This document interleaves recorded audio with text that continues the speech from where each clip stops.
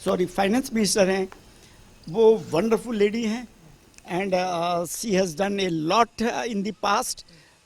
20 लाख का booster budget, उसमें incentive for those who are growing companies, who are industrial productions में, trade में, हर चीज़ में। कि और अभी कोरोना की वजह से ही बहुत सी, आप लोगों को पता है कि क्राइसिस आए थे तो उसकी वजह से प्रॉब्लम हुई थी, लेकिन देखिए इसका बजट बहुत ज़्यादा बढ़ाने की ज़रूरत है। ये 1.6 जो % है, ये बहुत जीडीपी का बहुत कम है, इसको बढ़ाया जाना चाहिए। एक गंभीर चिंतन है। देखिए पहले हमें सबसे पहले धारणा चेंज करनी पड़ेगी। सबसे पहले तो कर्मचारियों की भर्ती की बात है। जो भाई साहब कह रहे थे उसमें मैं एक और इजाफा कर देता हूँ, नियत के साथ साथ इन सभी की एक जवाबदेही, जिम्मेवारी फिक्स होनी चाहिए। देखिए जी, कोरोना ने तो इस देश की, भारत देश की सेहत, स्वास्थ्य जो है उसको पूरी तरह से एक बार नंगा करके रख दिया है। बड़ी बात, आप पिछला रिकॉर्ड चेक कीजिए कि आपके पास हर साल में कितने नए डॉक्टर आते हैं, कितने नए नर्सेज आते हैं। वेस्ट की तरफ, तो यहाँ भी हम चाहेंगे कि बजट का लगभग एटलीस्ट 1/5 के करीब, मतलब कहें तो 20% के करीब अगर शिक्षा पे खर्च हो तो अंततः मानव विकास की तरफ हम और अधिक अग्रसर हो पाएंगे। जितने भी हमारे संस्थान है, जैसे IITs है, IIM है, या जो अभी नया कॉन्सेप्ट लेके आई है सरकार, इंस्टीट्यूट ऑफ इमिनेंस, उसके अकॉर्डिंगली बजट बढ़ाना होगा अगर हमें शिक्षा के क्षेत्र में ज़्यादा अच्छा करना है। सरकारी स्कूल जहाँ से शुरुआत होती है प्राथमिक शिक्षा से, हम ऐसा देखते हैं कि गांव में सरकारों ने योजनाएं तो बनाई लेकिन उनका क्रियान्वयन सही से नहीं हो रहा है। चीज़ जैसे प्राइवेट और गवर्नमेंट स्कूल का जो गैप अगर वो कम हो जाए ना तो सब कुछ सफल है। तो इस बार एक नई चीज़ सुनने को मिल रही है कि इस बार जो बजट है वो डिजिटल फॉर्म में आएगा।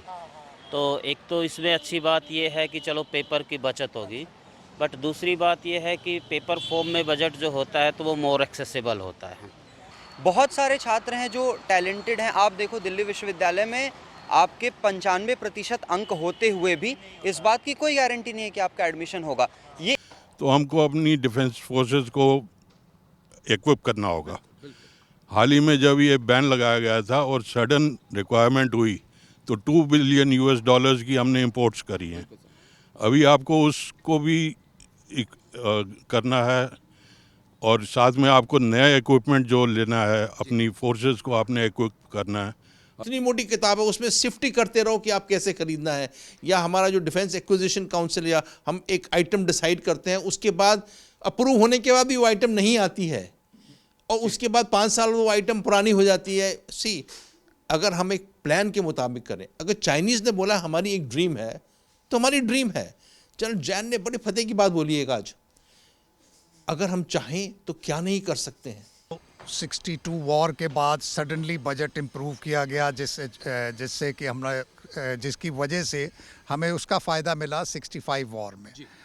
अभी देखिए कारगिल हुई थी, उस वक्त भी 71 के बाद बहुत दिनों कोई लड़ाई नहीं हुई, तो उस कारगिल के दौरान भी हम लोग की वो तैयारियां नहीं थी और एकदम से हमको ज़रूरत पड़ी तो बहुत चीज़ें। अगर हमको आने वाले दिनों में चाइना और पाकिस्तान के साथ में सामना करना है तो हमको अपनी डिफेंस फोर्सेस को इक्विप करना होगा। हाल ही में जब ये बैन लगाया गया था और सडन रिक्वायरमेंट हुई तो $2 बिलियन की हमने इंपोर्ट्स करी हैं।